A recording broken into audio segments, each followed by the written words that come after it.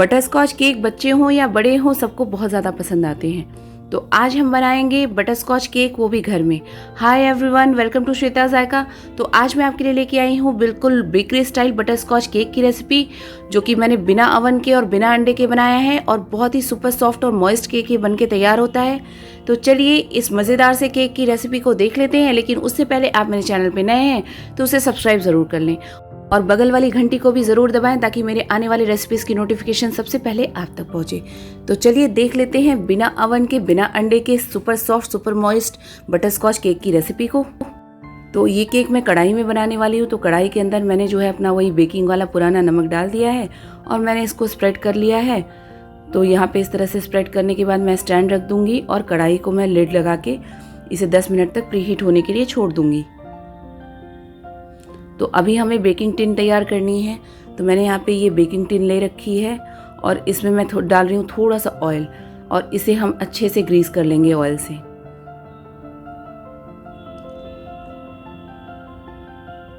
तो ऑयल से ग्रीस करने के बाद मैं बटर पेपर लगा रही हूँ। आपके पास बटर पेपर नहीं है तो कोई बात नहीं, आप थोड़ा सा मैदा डस्ट करके और ये केक बना सकते हैं।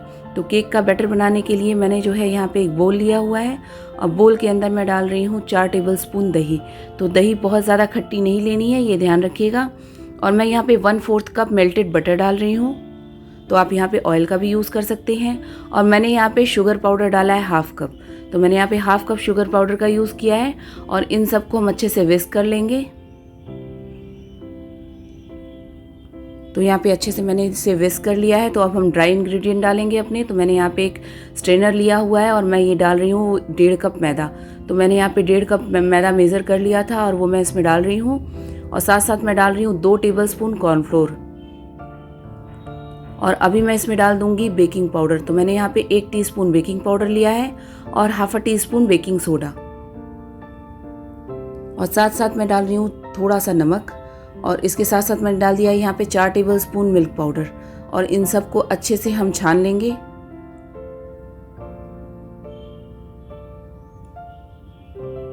तो यहाँ पे मैं इस तरह से इन सबको मिक्स कर रही हूँ।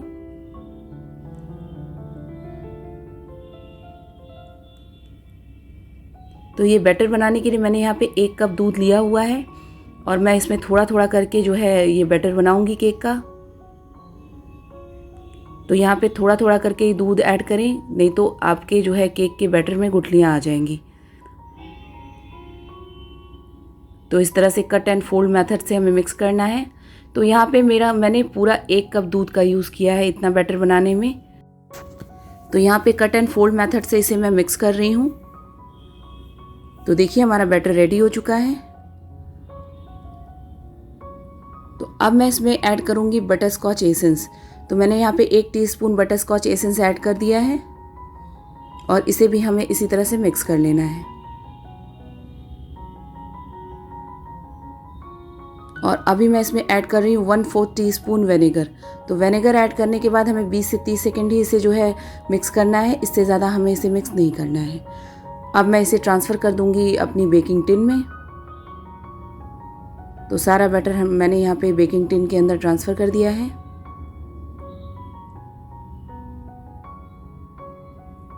और सबसे इम्पॉर्टेंट जो है अब इसे है टैप करना। तो ये मैंने बेकिंग टिन को अच्छे से जो है टैप कर लिया है ताकि सारे एयर बबल्स निकल जाएं।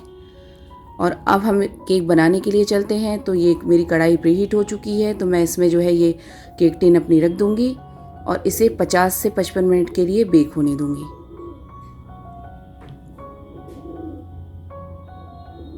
तो यहाँ पे 55 मिनट्स के बाद मैंने जो है ये कढ़ाई का लिड हटा के देख लिया।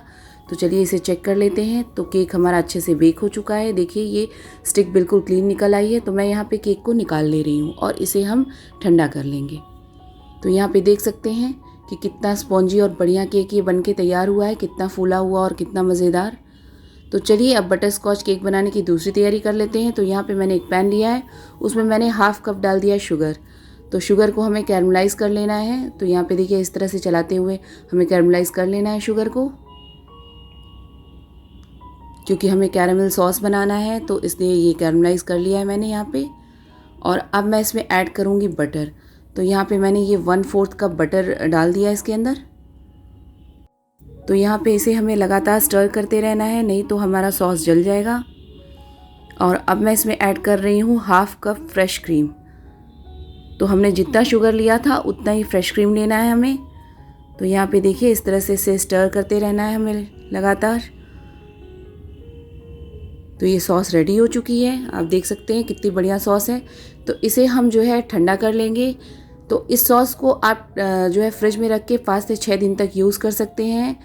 तो यहाँ पे देखिए ये इस तरह से रेडी हो चुका है। तो मैं इसमें थोड़ा सा बटर स्कॉच एसेंस ऐड कर रही हूँ। तो इस तरह से बटर स्कॉच एसेंस को भी मैंने मिक्स कर दिया है। तो सॉस हमारी बनके बिल्कुल तैयार है। तो मैंने यहाँ पे फिर से ये पैन लिया हुआ है और ये मैंने यहाँ पे डाल दिया हाफ कप शुगर। तो यहाँ पे शुगर को हमें फिर से कैरमलाइज़ कर लेना है इस तरह से लगातार चलाते हुए।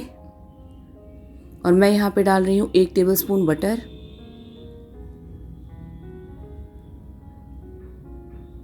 यहाँ पे हमें इसे छोड़ना नहीं है, हमें इसे लगातार स्टर करते रहना है। और मैं अब इसमें डाल रही हूँ 1/4 कप कटे हुए आलमंड्स। तो यहाँ पे आप पीनट्स या कैशू नट का भी यूज़ कर सकते हैं। तो यहाँ पे इस तरह से स्टर करके मैंने जो है इसे जो है बिल्कुल रेडी कर लिया है। तो चलिए अब इसे बटर पेपर पे निकाल लेते हैं। तो बटर पेपर को आपको याद रखना है, आप उसको बटर से ग्रीस कर लें या आप कोई प्लेट भी लेके उसको जो है बटर से ग्रीस करके या घी से ग्रीस करके इस तरह से स्प्रेड करके चिक्की बना सकते हैं। तो चिक्की को यहाँ पे ठंडा होने के बाद मैंने निकाल लिया है और इस तरह से हमें इसे तोड़ लेना है। तो अभी कोई हैवी चीज़ लेके आप इसे इस तरह से कोसली क्रश कर लें। तो इसका पाउडर नहीं बनाएं, इसका पाउडर नहीं बनाना है। तो ये बिल्कुल तैयार है। तो मैं इसे बोल में ट्रांसफ़र कर रही हूँ।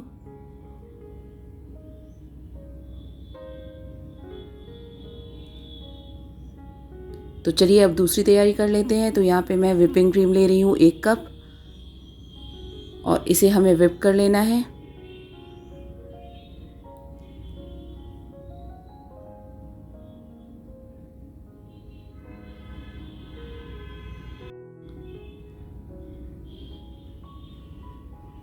तो यहाँ पे क्रीम की सॉफ्ट पीक बन चुकी है। तो मैं यहाँ पे ऐड करूँगी बटर स्कॉच एसेंस। तो यहाँ पे 1 टीस्पून बटर स्कॉच एसेंस मैंने ऐड कर दिया है। और यहाँ पे मैं ऐड कर रही हूँ 2 टीस्पून जो हमने कैरेमल सॉस बना के रखी थी। तो यहाँ पे स्टिप पिक आने तक हमें जो है इसे विस्क कर लेना है। अब मैं इसमें ऐड कर रही हूँ 2 से 3 ड्रॉप येलो फूड कलर। तो यहाँ पे मैंने जेल कलर का यूज़ किया है। तो इसे भी हमें 20 से 30 सेकंड तक इसी तरह से विस्क कर लेना है। तो हमारी स्टिप पिक बिल्कुल तैयार है, ये देखिए। तो चलिए अब हम केक निकाल लेते हैं। तो यहाँ पे केक को जो है मैं निकाल रही हूँ इस बेकिंग टिन से। और यहाँ पे ये बटर पेपर मैंने निकाल दिया है। अब मैं इसे लेयर्स में कट कर रही हूँ। तो आप 2 या 3 लेयर्स जैसे भी चाहें कट कर सकते हैं। देख सकते हैं केक हमारा कितना जालीदार और कितना बढ़िया बना है। तो यहाँ पे मैंने इसे 3 लेयर में कट कर लिया है। आप चाहें तो 2 लेयर का भी बना सकते हैं। यहाँ पे मैंने ले ली है केक की वाली टर्न टेबल। और अगर आपके पास टर्न टेबल नहीं है तो कोई बात नहीं, मेरी पिछली वीडियो आप देख सकते हैं, उसमें मैंने दिखाया कि आप टर्न टेबल कैसे तैयार कर सकते हैं। अब मैंने स्क्वायर शेप का ये ले लिया है केक बोर्ड और उसके ऊपर व्हिप क्रीम लगा के मैं केक की एक लेयर रख दूंगी। तो यहाँ पे मैं शुगर सिरप लगा रही हूँ।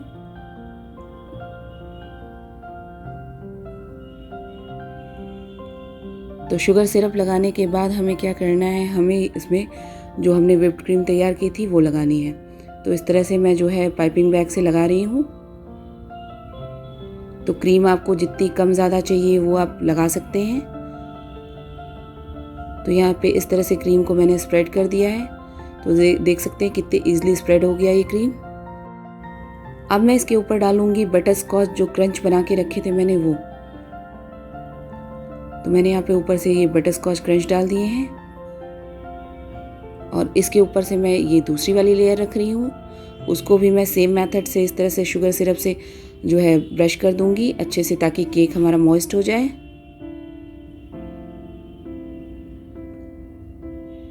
तो ये देखिए दूसरी लेयर पे भी मैंने व्हिप्ड क्रीम लगा दी है और इस तरह से हमें स्प्रेड कर लेना है। तो क्रीम आप अपने हिसाब से कम ज़्यादा लगा सकते हैं। यहाँ पे दोबारा से मैं लगा रही हूँ वही बटर स्कॉच क्रश। और मैंने ये जो है थर्ड सबसे नीचे वाली जो लेयर है वो मैंने सबसे ऊपर रखी हुई है यहाँ पे। तो यहाँ पे इसके ऊपर भी मैं लगा रही हूँ शुगर सिरप, और मैंने इस तरह से पाइपिंग बैग से यहाँ पे भी ये व्हिप्ड क्रीम लगा दी है। तो यहाँ पे व्हिप्ड क्रीम की थोड़ी मोटी लेयर लगानी है हमें, तो यहाँ पे मैं साइड्स में भी लगा रही हूँ।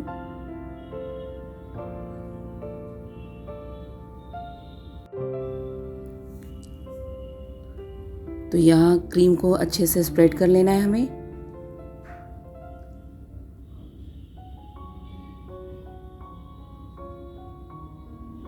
तो यहाँ पे देखिए इस तरह से फिनिशिंग दे देनी है हमें केक को।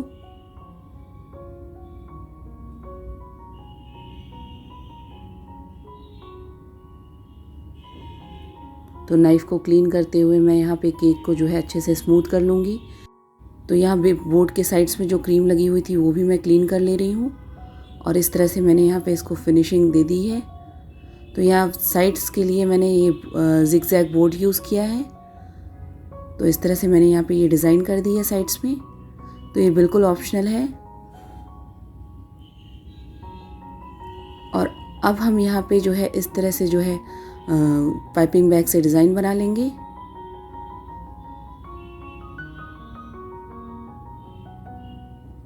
तो ये देखिए इस तरह से मैंने बना लिया है, और ऊपर से मैंने बटर स्कॉच क्रश जो है वो डाल दिया है। और यहाँ पे थोड़े से साइड्स में भी मैं चिपका रही हूँ ये बटर स्कॉच क्रश। तो यहाँ पे चारों तरफ मैंने लगा के और इस तरह से नाइफ की हेल्प से सेट कर लिया है।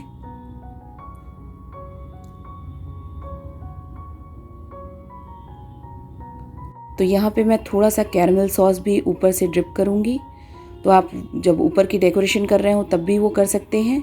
मैं यहाँ पे ऊपर की डेकोरेशन के बाद कर रही हूँ, तो आपको जैसे इजी लगे वैसे कर सकते हैं। तो इस तरह से थोड़ा थोड़ा सा ड्रिप कर लिया है मैंने।